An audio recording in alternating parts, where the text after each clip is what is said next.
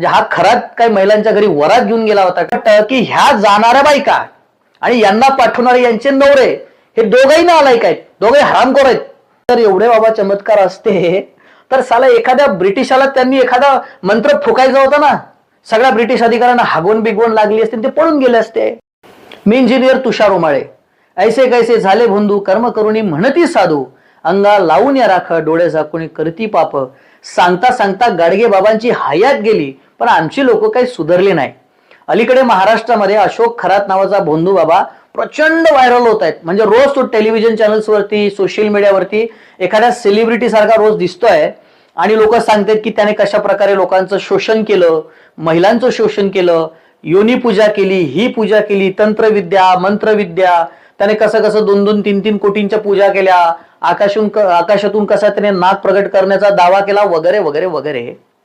आणि मग आता लोक म्हणतात की अशोक खरातला तुरुंगात टाका, तो तुरुंगात आहेतच, त्याला फाशीची शिक्षा वगैरे द्या वगैरे असं सुरू आहे.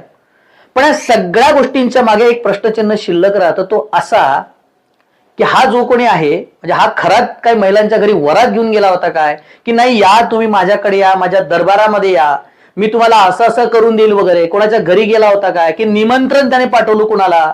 अहो मी ते सगळे व्हिडिओ बारकाईने बघितले जे काही व्हायरल झाले ते, त्याच्यामध्ये हा खरात कुठेही ह्या महिलांवरती, मी काय म्हणतो जरा शांतपणे आणि काळजीपूर्वक ऐका मला काय सांगायचं आहे.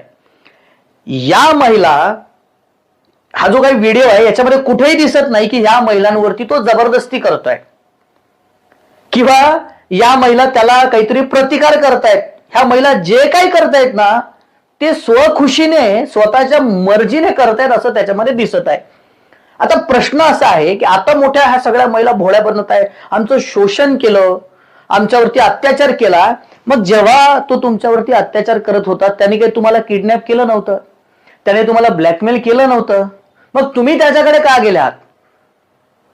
कारण तुम्हाला चमत्काराला नमस्कार करायचा होता, तुम्हाला काहीतरी अपेक्षित होतं, स्वार्थ पाहिजे होता.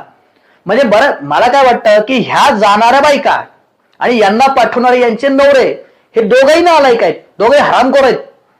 म्हणजे मला सगळ्यात जास्त राग या महिलांचा येतोय की तुम्हाला, म्हणजे या महाराष्ट्राला आपण पुरोगामी महाराष्ट्र म्हणतो, याच महाराष्ट्रामध्ये स्त्री मुक्तीच्या, स्त्री स्वातंत्र्याच्या चळवळी सुरू झाल्या.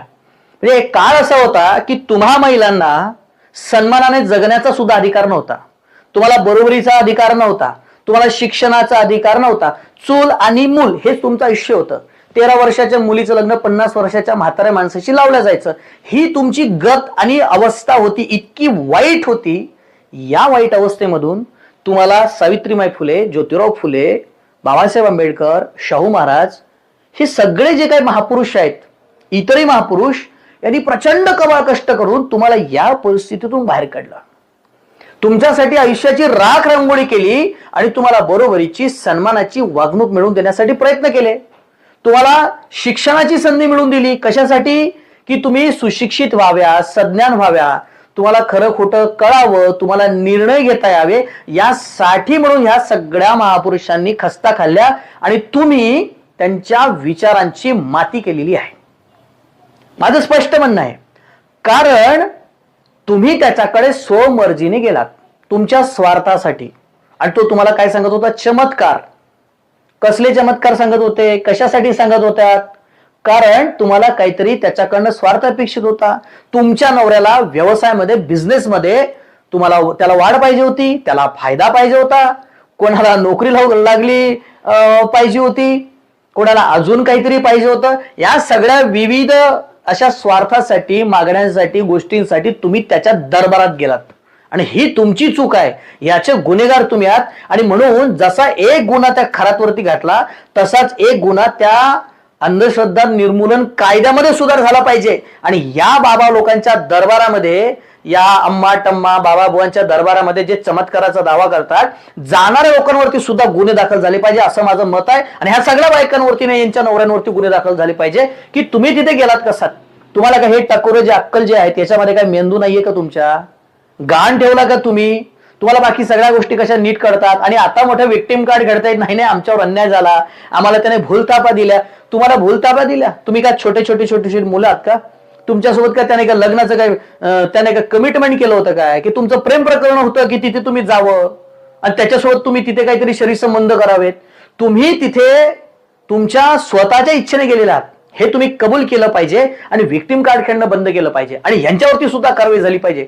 आणि जर मला एक सांगायचं आहे की जर समजा हा खराच जाऊ द्या हा दीड दमडीचा, अशा अनेक बाबाबुवा होऊन गेले, आसाराम, झाशाराम, तो राम रहीम, तो अमरावतीचा मुरली महाराज, अनेक होऊन गेले. आता हा खरात अजूनही हजारो आहेत जे अजून समोर यायचे आहेत, ज्यांचे व्हिडिओ समोर येत आहेत.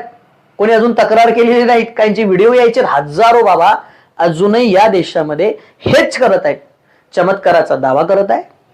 तुमच्या आम्ही मनातलं ओळखतो, तुम्ही असं करा तसं करा, ही पूजा करा, हे हवन करा, हे यज्ञ करा, आणि त्याच्याकडे हजारो लाखो बायकांचं महिलांचं शोषण होत आहे.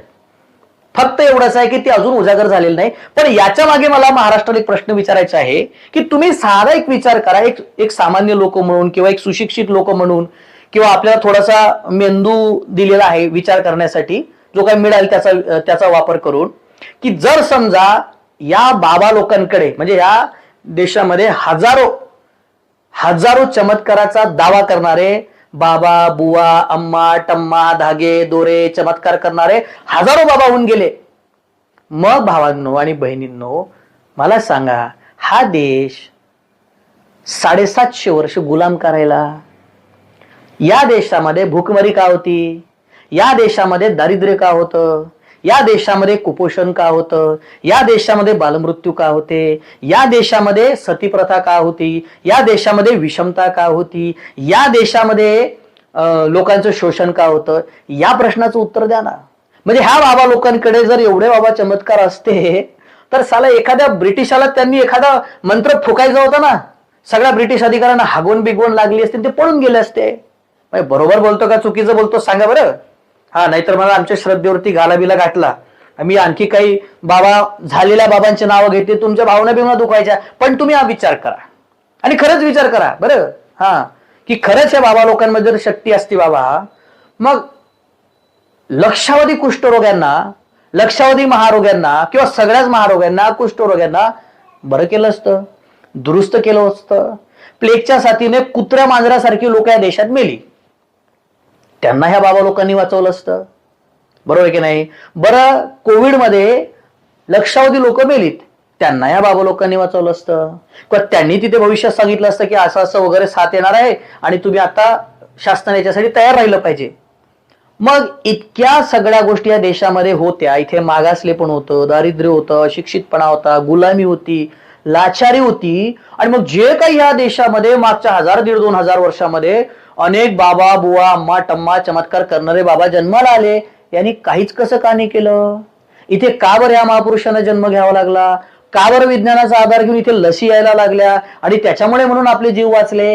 या साध्या साध्या गोष्टींचा ह्या टकुऱ्यामध्ये ना विचार करा.